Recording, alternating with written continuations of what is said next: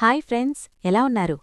ఈరోజు మనం ఈ వీడియోలో to be hero X anime గురించి ఇంకా ఈ యానిమే యొక్క తెలుగు డబ్బింగ్ గురించి మాట్లాడుకుందాం.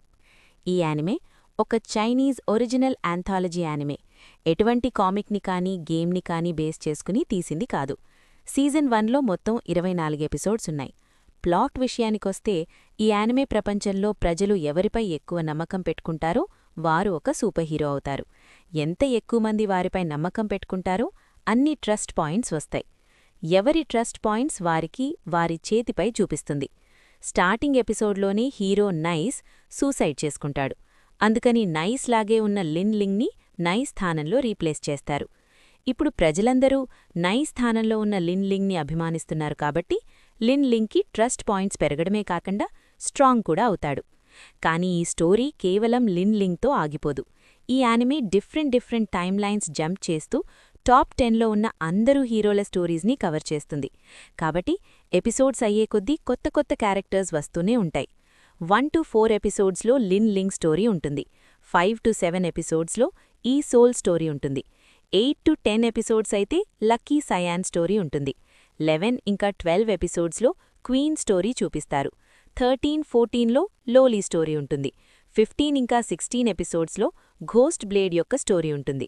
17 to 19 ద జానీ స్టోరీ చూస్తాం. 21, 22 ఎపిసోడ్స్ అయితే డ్రాగన్ బాయ్ స్టోరీ గురించి ఉంటుంది. 23rd ఎపిసోడ్ ఆహూ అనే డాగ్ స్టోరీ గురించి, ఇంకా చివరిగా 24th ఎపిసోడ్ టాప్ హీరో అయిన ఎక్స్ గురించి ఉంటుంది. ఈ టాప్ 10 హీరోస్ 21st హీరోస్ టోర్నమెంట్లో పాల్గొనడంతో యానిమే ఎండ్ అవుతుంది. మోస్ట్లీ సెకండ్ సీజన్ దీనికి కంటిన్యూయేషన్గా టోర్నమెంట్లో ఈ హీరో క్యారెక్టర్స్ మధ్య ఫైట్స్ ఇంకా కాన్ఫ్లిక్ట్స్ని బేస్ చేసుకుని ఉండొచ్చు. లాస్ట్ ఇయర్ రిలీజ్ అయినప్పుడే ఈ యానిమే చాలా ఫేమస్ అయింది. కానీ క్రంచీరోల్కి ఈ యానిమేని తెలుగు డబ్లో తీసుకురావడానికి ఇంత టైం పట్టింది.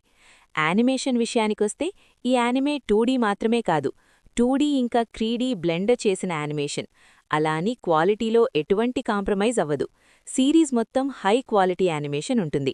ఇంకా డబ్బింగ్ విషయానికొస్తే నాకు బాగా నచ్చింది. స్క్రిప్ట్ని చాలా బాగా రాశారు. సింపుల్ వర్డ్స్తో క్లీన్గా ఉంది స్క్రిప్ట్ మొత్తం. ఇంకా డబ్బింగ్ విషయానికొస్తే అది కూడా చాలా బావుంది. క్యారెక్టర్స్ అన్నింటికీ వాయిసెస్ చాలా బాగా సూట్ అయ్యాయి. అక్కడక్కడ వాయిసెస్ రిపీట్ అవుతాయనుకోండి, కానీ అది పెద్ద ప్రాబ్లం అయితే కాదు. ఎందుకంటే ప్రతి క్యారెక్టర్కి ఒక కొత్త వాయిస్ యాక్టర్ని హైర్ చేయాలి అంటే డబ్బింగ్ స్టూడియోకి కూడా చాలా కష్టం. తెలుగు డబ్బింగ్ అయితే చాలా బావుంది ఫ్రెండ్స్. యానిమే కూడా చాలా బావుంటుంది. కాబట్టి ఒకసారి ట్రై చేయండి. మొత్తం 24 ఎపిసోడ్స్ ఇప్పుడు క్రంచీరోల్లో స్ట్రీమ్ అవుతున్నాయి. Okay friends, that's it for today's video. మళ్ళీ ఇంకో వీడియోతో మళ్ళీ కలుద్దాం. Until then bye friends.